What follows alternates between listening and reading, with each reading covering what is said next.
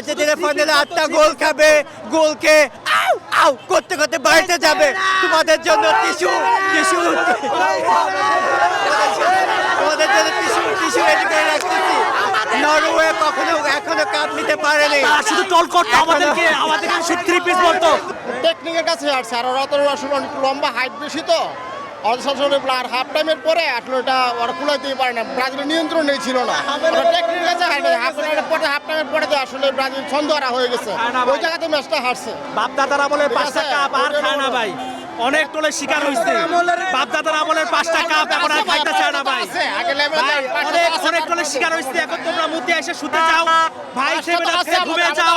সামনে আমাদের ম্যাচের জন্য আমাদের জন্য দোয়া করো। তারা হেক্সা মিশন করতে এসে মিশন মিস হেক্সা হয়ে গেছে, হয়ে গেছে। আসলে আজকে আমার অনুভূতি খুব কষ্ট লাগতেছে, কারণ যেহেতু আমরা ব্রাজিল সাপোর্ট করি, সেই জায়গা থেকে ব্রাজিল আজকে এরকম একটা উপহার দেবে আমরা বুঝতে পারি নাই, সবচেয়ে খারাপ লাগতেছে।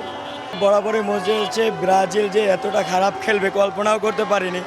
তো প্রথম যেটা টাইফিকের চান্স পেয়েছিল ওটা মিস করেছে, ওখান থেকে হয়তো ব্রাজিলের ব্যর্থতা শুরু হয়েছে।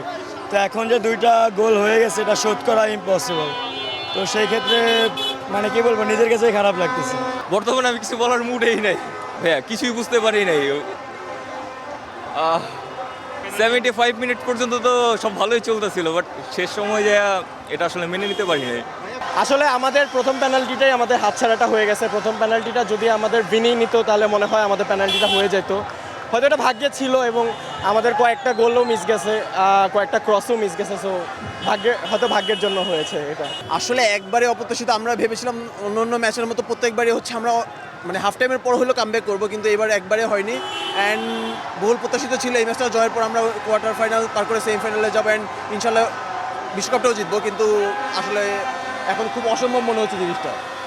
আসলে খেলার ভিতরে হার জিত আছে, তো 48টা দল খেলছে, সবগুলো দলে বাদ হবে, তো কাপ নেবে একটা দল।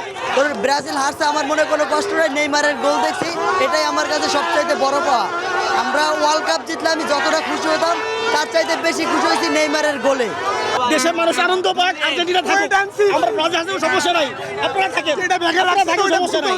বিনোদন দরকার আছে, খেলা শেষ হয় না এখনো। তবে আমাদের যে মেইন প্লেয়ার নেইমার, তবে ওনাকে যদি আগেও নামাইতো শুরু থেকে, আমরা আজকে মাঠে হারতাম না। দুঃখের বড় বিষয়। তবে আমাদের যতগুলো খেলা এবার হয়েছে, প্রত্যেকটা খেলায় আমাদের কঠিন কঠিন দলের লগে ফালাইছে। তবে এটা একটা চক্রান্ত, তবে দুঃখের বিষয়। তবে আমরা সবসময় এগিয়ে আছি এবং সামনেও আমরা 2030-এ আমরা আশা করি যে আমরা এগিয়ে যাব। আশা আছে। কান্না করেন না ভাই, 4 বছর পর আবার দেখা হইব, সমস্যা নাই। কান্না করি না ভাই, আপনাদের চিন্তা করেন ভাই, আপনারা কান্না লাল হয়ে গেছে ভাই। কলম্বিয়ার সাথে ম্যাচটা আর টিএসসির মধ্যে আমি লেগে গেছি জান। আমি লেখা দিয়েছি, আপনারা সবাই সাক্ষী থাকেন। মিশরের সাথে 2-0 গোলে হারবো, এরা মিশরের সাথে 2-0 গোলে হারবো, আর মোহাম্মদ সালাহকে দুইটা দিব। এটা আমি লেখা দিয়ে গেলাম আপনাদের জন্য।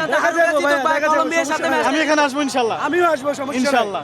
আমি ব্যবসা করি, বেলুন ব্রাজিল হারিয়ে যাওয়ার কারণে এই বেলুন তো আমার নেওয়ার মতো লোক নাই। তো এখন আমি এই বেলুন কি করব? এখন সব বেলুন আমাকে ছেড়ে দিতে লাগতেছে, আমার কোনো উপায় নাই।